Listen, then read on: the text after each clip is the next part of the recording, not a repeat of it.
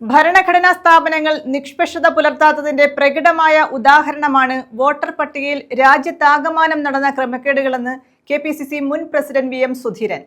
കായംകുളത്ത് കോൺഗ്രസ് നേതാവ് PS ബാബുരാജ് അനുസ്മരണം ഉദ്ഘാടനം ചെയ്യുകയായിരുന്നു അദ്ദേഹം.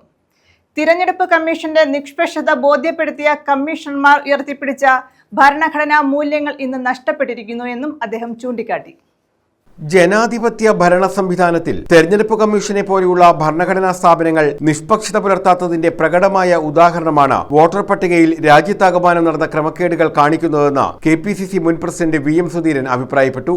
തെരഞ്ഞെടുപ്പ് കമ്മീഷന്റെ നിഷ്പക്ഷത ബോധ്യപ്പെടുത്തിയ ശേഷനെ പോലെയുള്ള കമ്മീഷണർമാർ ഉയർത്തിപ്പിടിച്ച ഭരണഘടനാ മൂല്യങ്ങൾ ഇന്ന് നഷ്ടപ്പെട്ടിരിക്കുന്നു എന്നും അദ്ദേഹം ചൂണ്ടിക്കാട്ടി.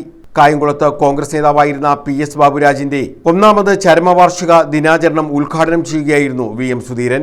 തന്റെ തെരഞ്ഞെടുപ്പ് പ്രവർത്തനങ്ങൾ ഉൾപ്പെടെ വിശ്രമമില്ലാതെ പ്രവർത്തിച്ച ആത്മാർത്ഥതയുള്ള നേതാവായിരുന്നു ബാബുരാജ് എന്ന് അദ്ദേഹം അനുസ്മരിച്ചു.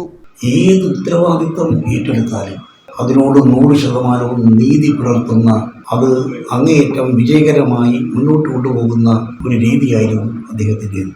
പിന്നീട് ബാബുരാജ് MSN കോളേജിലെ യൂണിയൻ ചെയർമാനായി ASU ജില്ലാതലത്തിലും സംസ്ഥാന തലത്തിലും ASUവിൻ്റെ അറിയപ്പെടുന്ന നേതാവായി മാറി.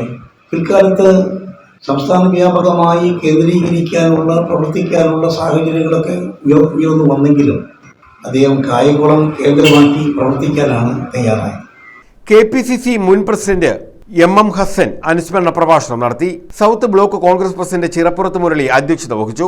T Zainulabdeen, Johnson Abraham, T Sarathchandra Prasad, KC Rajan, E Sameer, N Ravi, Kattanam Shaji, A Trivikraman Thampi, Mannar Abdul Latheef, Aby Kuriakose, Kishore Babu, LK Sreedevi, U Muhammad, Velanchira Sukumaran, AJ Shajahan, Shobha Surendran എന്നിവർ പങ്കെടുത്തു. News bureau, Kayamkulam.